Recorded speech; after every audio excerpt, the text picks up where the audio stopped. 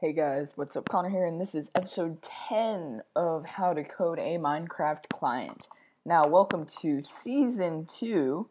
Season 1 consisted of the basics, and anyone who got stuck on the first tutorial, please watch some of Rookie Fry's tutorials on how to code a Minecraft client, because he definitely gets through the basic steps of getting to where I am right now. So, with that, we are going to start. This episode is going to be a very fun one. We are going to be coding a nuker. Now, this isn't the workspace you are familiar with in the tutorials. This is actually a different one, and what we are going to be doing in here is coding a nuker. So, most of this stuff is going to work like yours. This is just an implementation. I might post this source. I'm not sure. If you don't see it down below, then it's because I decided not to. But I will explain what you need to be doing. Some stuff I'm just adding to make it work with this because this client is a little bit more advanced than the client that you're learning how to make. I apologize for the couple month delay on this new season of How to Code a Minecraft Client, but this should be fun. So anyway, what we're going to do is we are going to put this in full screen first, actually. I feel like putting it in full screen. And we are going to make a new mod. So I'm going to make a new class. We're going to call it nuker. Now, obviously, mine is extending my module class, but whatever module class you have or mod class, you obviously want this to be a subclass of that. So I'm going to call mine, or not call it, mine is reliant module. That's my module superclass. So you can import that. Obviously now, just a basic constructor adding, delete the parameters. What we're used to, nothing special here. We're going to call it nuker. Oops, nuker. Color, that's just something I implemented for the array list. And I'll just make the color, I don't know, white. So, I'm going to say it is not hidden. And we're all good. Actually, I'm going to set my keybind to keyboard.key H. So, obviously, your main constructor is not going to look the same as mine, but you can set the keybind to whatever you want. This really is whatever you want. I mean, I believe we had category, keybind, and stuff like that. So you can fill in the keybind. I just don't have my keybind, that's something that's settable in the constructor. So, you know, do whatever you want there. You can set the bind to whatever, you can set the name to whatever, and you can set the category to whatever. I'd recommend world, because that's usually where nuker falls. So, now for this, we are going to do a public void on update. Now, this is all you're going to want to do to create your method. Now, I'm going to do some external things outside that you don't need to do. Just ignore this. This is just for my more advanced event system.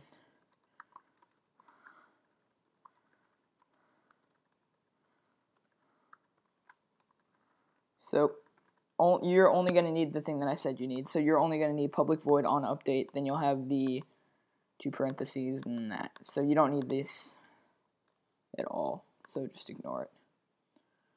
Oh, yeah, I've been putting update. So all you need is public void on update. You don't need any parameters. You don't need this. So yours is going to look like this. But mine is going to look like this. So, oh yeah, one more thing. Ignore this. This is another thing that I am simply doing for this setup. So you don't need any of that or event target or the parameter event player pre-update, event player pre-update. So first off, we're going to check to see if the mod is enabled. So whatever we did, mine is get state, or is enabled, whatever we did. So if the mod's enabled, whatever boolean you have determining if the mod is enabled, we're going to check to see if the mod's enabled, and then what we are going to do is we are going to do a couple for loops, and we are going to cycle through all the blocks in a certain radius. So at the top of our class, we are going to indicate our radius, and it's going to be a double nuker radius equals, let's say 4. You can set this to whatever you want. This is very customizable nuker. So we're going to say 4 int y radius, this is what we're going through, equals int, and then we're going to do nuker radius. So we're going to extend this far in the y direction. Oh, whoops. And then we are going to be saying, actually, what, this dot nuker radius. And then what we're going to be doing is saying y radius greater than or equal to. And then what we're going to do here is we're just going to cast an integer to this dot nuker radius. However, we're going to make it negative. So this dot nuker radius. Oops, my bad. I did not mean to. I meant to cast it right there. So we're casting an integer, or we're casting our nuker radius to an integer. And then what we are going to do is just throw up a semicolon, and then last but not least, we are going to be incrementing our y radius by -1. So that will cycle through our y radius. Now we're basically going to do a very similar thing for our z radius, and we're going to throw up that 4. Oops. Same thing, we're going to say int z radius equals, and we're going to cast integer to our nuker radius. However, this time we are going to be casting it to the negative nuker radius. So negative this dot nuker radius. And then what we are going to be doing is checking to see if the z radius is less than or equal to our nuker radius. So z radius less than or equal to our nuker radius, and that is going to be positive there. And actually, whoops, I meant to cast an int to it. Actually, no, never mind, we don't have to. Or we might, you know what, I'll do it anyway. Int nuker radius, and last but not least, we are going to be incrementing our z radius by +1.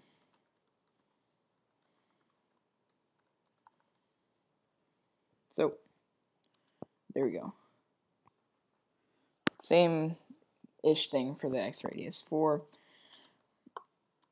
int x radius equals, we're going to cast integer to our nuker radius, and it actually is also going to be negative this time, so same thing, this dot nuker radius, and we'll put a semicolon there. And we are going to check if our x radius is also less than or equal to the nuker radius, so x radius less than or equal to our nuker radius.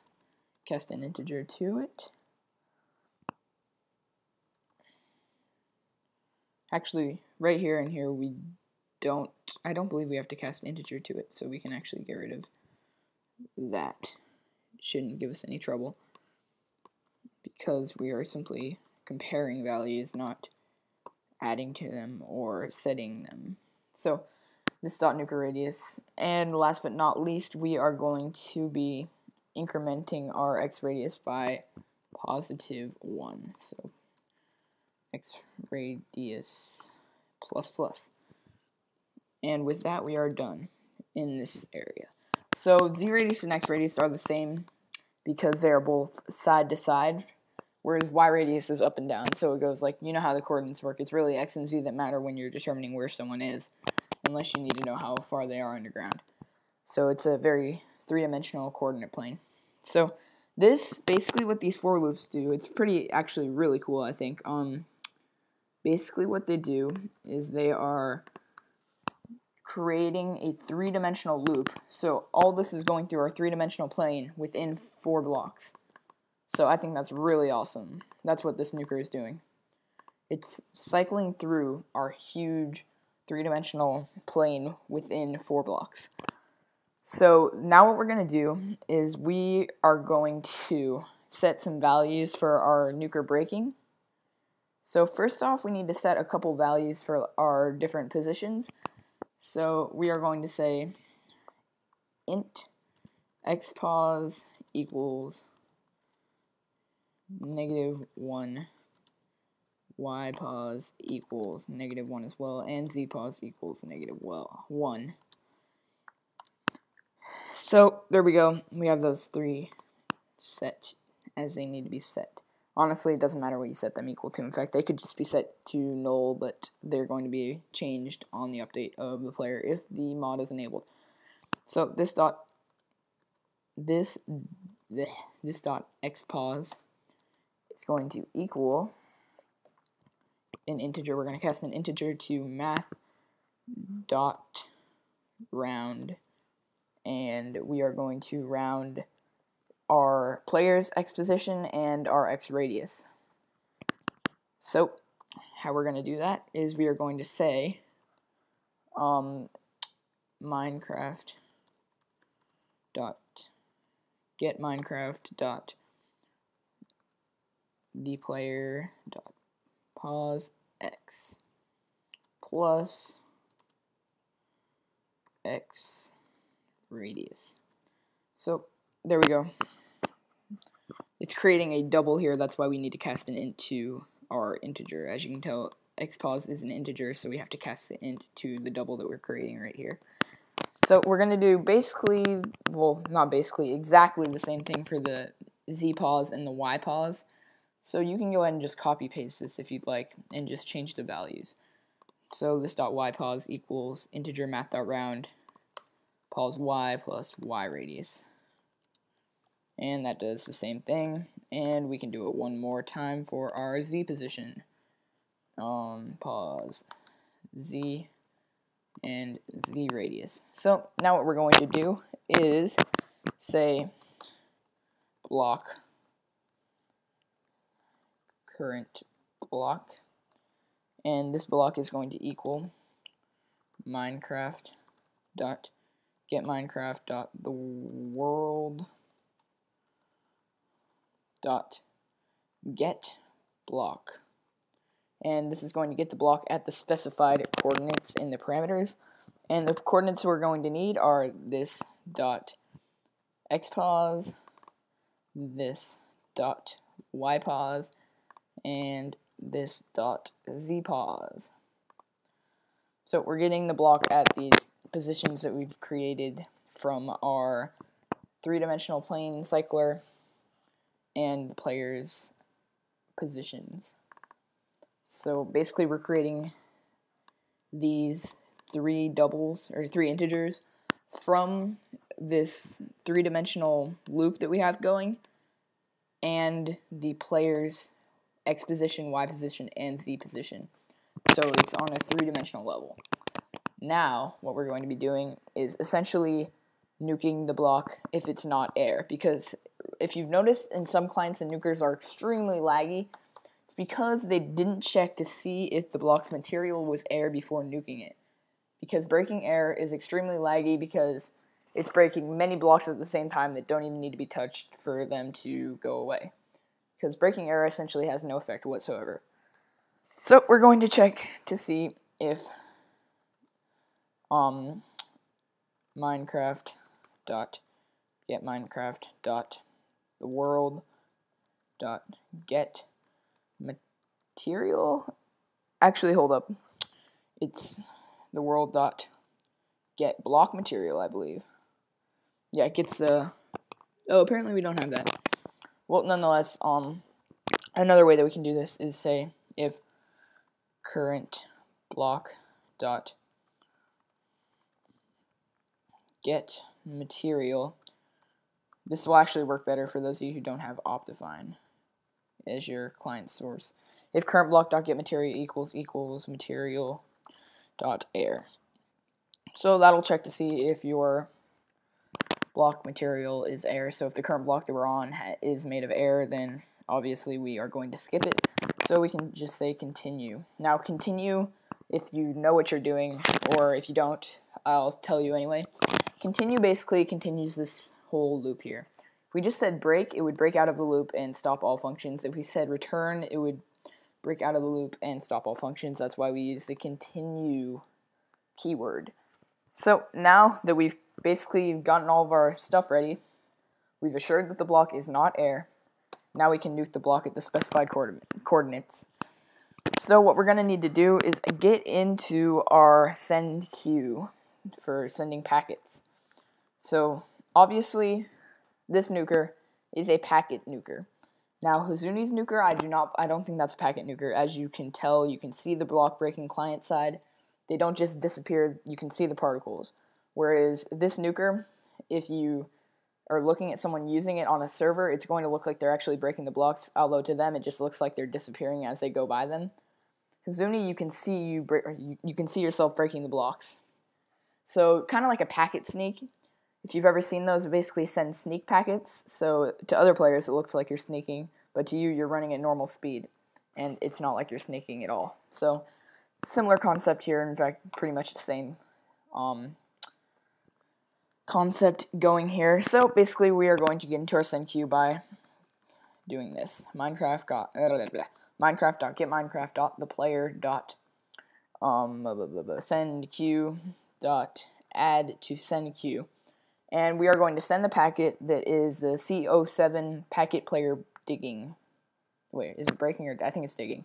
So, new CO, that's a 0 by the way for those of you who cannot tell, that is a 0. So C07 packet player digging.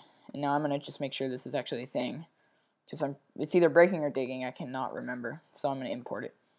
And yep, it looks like it's a thing. So the parameters that we are going to specify are 0, the 3 positions, and then 1. So this dot xpos, this dot ypos, this dot zpos, and 1. And boom, we have that. Now the next one is basically going to be the same thing, except the first parameter is going to be 2. And forgot to put a comma. So we can copy this line and just change that 0 at the beginning to a 2. And now that we have that done, boom, change that 0 to a 2, and boom, we have a nuker right here. So look at what we've done, guys. We've created values from a 3-dimensional loop that goes through our nuker radius, and then sets these values using our nuker radius and our x position, essentially establishing the whole 3-dimensional radius, whatever you want to call it, 3-dimensional, whatever, I mean, large radius block, I don't know, whatever you want to call it. And then we're getting the current block that we're on as far as what block we are going to be breaking. First, then we check to see if it's air, and then we break it. So, simple as that, guys. That would be a nuker. And if you guys want me to show you how to do a nuker ESP, it's basically the same thing, except you draw an ESP around the block that you're currently on. Same thing, you cycle through, pretty much same thing. So I'm going to add this module, the modules dot add new nuker. And to show you this nuker, I am going to go out of full screen. And I hope you guys will understand how that worked, because I think it's really cool to understand just how some of these mods work. I think nuker is one of the coolest because it's not as simple as just saying the player dot is sprinting equals true. Haha, gotta love that Avo. Reliant, just playing them Avo's colors. So the moment of truth, in fact, YOLO. What mods do I have on here? Oh, no fall. No fall. What other mods are there? Sneak. This is obviously not a packet sneak. Can't remember what else I have. I think, well, as you can tell, I'm in survival, and it's just nuking these things. So I'm going to turn it off and go into creative game mode C, and can't wait to nuke. There comes that nuking. So that's how you make a nuker in Minecraft. Honestly, the ESPs make it look much better as far as when you're nuking. My nuker radius is somewhat small, so I'll increase it just to show you what that will look like. I'll make it something kind of crazy that you probably would never want to attempt. I will make it 7.5. And you can just change that value, and that will adjust your nuker radius. You can code a value superclass for any values, and you can turn that into a value rather than just a double, more than a primitive data type for Java. And here we go. So this will probably lag a lot. In fact, I'm kind of afraid to use it. But let's find out what it's like. It will lag. It's not going to be perfect if you make the range so big. Just because when you make the range so big, like 7.5, It honestly just is going through so many blocks that you're better off. You'll get more done if you make it smaller. You'll break blocks quicker. It's just trying to consider too much. So that would be how to code a nuker. Hopefully that helped you. This is for 1.7. This should work really with anything if you can figure out what the digging packet is and the parameters and what they mean compared to what I showed you. I think it's really cool. Obviously, I made the range 7.5, so it's not going to work very well. But like I said, hopefully you benefited. And I suppose that'll be where I end this episode. Next episode, I think I'm going to do a chest ESP. So maybe a player ESP, maybe all the ESPs. That'll be a pretty long episode because some of them are handled differently than others. And they will be completely external. There will be no internal Minecraft class editing. So can't wait for that, guys. We'll see you guys later. Adios. Hasta la vista. Check out Team Demolition, what am I talking about? Team Decimation and our videos. YouTube.com/TeamDecimation2 will be down in the description. We are going to be shifting all of our griefing videos from this channel over to that one. Expect more griefing videos and more how to code a Minecraft client videos soon, and we will see you guys later. Goodbye.